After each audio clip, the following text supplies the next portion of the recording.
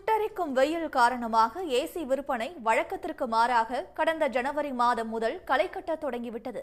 வழக்கமாக 100 ஏசி விற்கும் இடத்தில் 300 ஏசி வரை விற்பனையானதாக விற்பனையாளர்கள் கூறுகின்றனர். இதுகுறித்த ஒரு தொகுப்பை பார்க்கலாம்.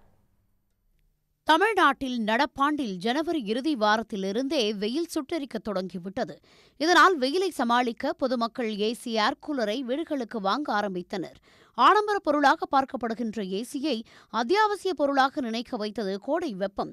வழக்கமாக 100 ஏசி விற்கப்படும் இடங்களில் 300க்கும் மேற்பட்ட ஏசிகள் விற்பனை நடந்திருப்பதாக விற்பனையாளர்கள் தெரிவிக்கின்றனர்.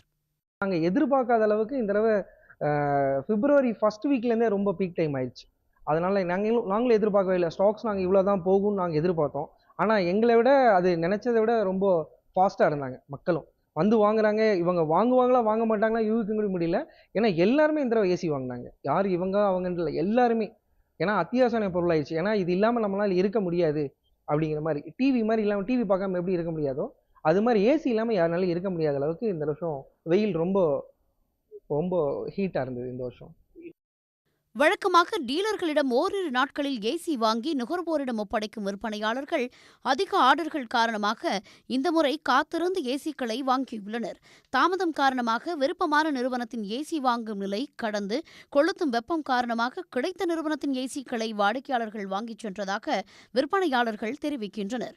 அதிக அளவில் ஏசி விற்பனையான நிலையில் அதனை வீடுகளில் பொருத்தச் செல்லும் தொழில்நுட்ப பணியாளர்கள் போதுமான அளவில் இல்லாததால் 2 வாரங்கள் வரை கூட ஏசி பொருத்தும் பணி நடைபெறவில்லை என்றும் அவர்கள் கூறுகின்றனர். அதிகமான ஏசி சேல் ஆகிறனால டெலிவரியும் பார்த்தீங்கன்னா உங்களுக்கு 4 நாள் 5 நாள் டிலே ஆகிடுது. நார்மலாக இப்போ 2 நாளில் டெலிவரி தரோம்னா 5 நாள் ஆகுது டெலிவரிக்கு. அதே மாதிரி இன்ஸ்டலேஷன் ஒரு டெலிவரி ஆகி ஒரு 48 ஹவர்ஸில் இன்ஸ்டலேஷன் பண்ணுற இது பார்த்தீங்கன்னா இப்போ 10 நாள் 15 நாள் ஆகுது. டெக்னீஷியன்ஸ் பார்த்தீங்கன்னா ஒரு ஆவரேஜாக ஒரு 3 ஏசி மாட்ட முடியும் ஒரு டெக்னீஷியனால். அதே இப்போ பார்த்தீங்கன்னா 5 ஏசி 6 ஏசி மாட்டுறாங்க. அவங்களும் ரொம்ப ஸ்ட்ரகிள் பண்ணுறாங்க. அப்போ கூட உங்களுக்கு அந்த இதை வந்து முடிக்க முடியறதில்ல, ரொம்ப டிலே ஆகுது மாற்றுறது. ஒரு கட்டத்தில் ஏசி கிடைக்காத நிலையில் ஏர் கூலரை வாங்கவும் மக்கள் ஆர்வம் காட்டியதாகவும் விற்பனையாளர்கள் தெரிவிக்கின்றனர். அதே சமயம் வெப்பத்தை சமாளிக்க இரவு பகலாக ஏசி இயங்கியதால் மின் கட்டணம் வழக்கத்தை விட 3 மடங்கு அதிகரித்ததாக புதிதாக ஏசி வாங்கியுள்ள மக்கள் தெரிவிக்கின்றனர்.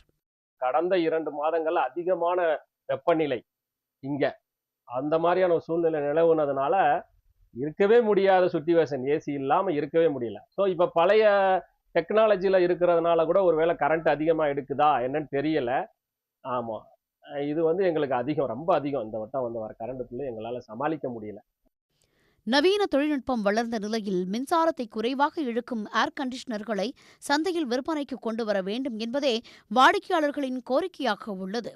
சன் செய்திகளுக்காக செய்தியாளர் மோகன். உடனுக்குடன் செய்திகளை தெரிந்து கொள்ள சன் நியூஸ் பெல் ஐகானை கிளிக் பண்ணுங்க.